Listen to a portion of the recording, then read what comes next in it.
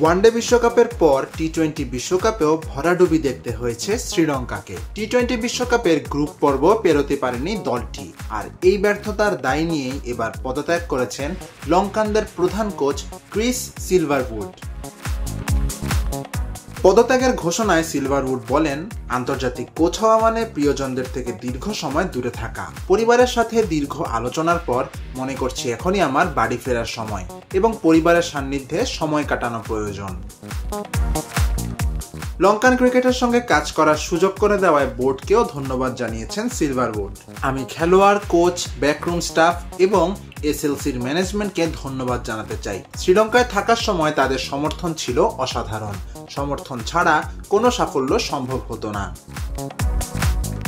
Chris Silverwood 2022 সালের এপ্রিলে লঙ্কানদের প্রধান কোচের দায়িত্ব নেন। ক্রিকেট জীবনে ক্রিস সিলভারউড ছিলেন একজন পেসার, যার প্রভাব দেখা গেছে লঙ্কানদের পেস বিভাগেও। তার অধীনে দিলশান মাদুসঙ্কা, অসিতা ফার্নান্দো, মাথিসা পাথিরানা এবং নুয়ান থুসারাদের দেখা গিয়েছে নজর কাটতে। তার অধীনে বিশ্বকাপে ব্যর্থ হলেও 2022 এশিয়া কাপ জিতেছিল লঙ্কানরা। এছাড়াও সবশেষ ওয়ানডে ফরম্যাটে হওয়া এশিয়া কাপেও ফাইনালে খেলেছে শ্রীলঙ্কা।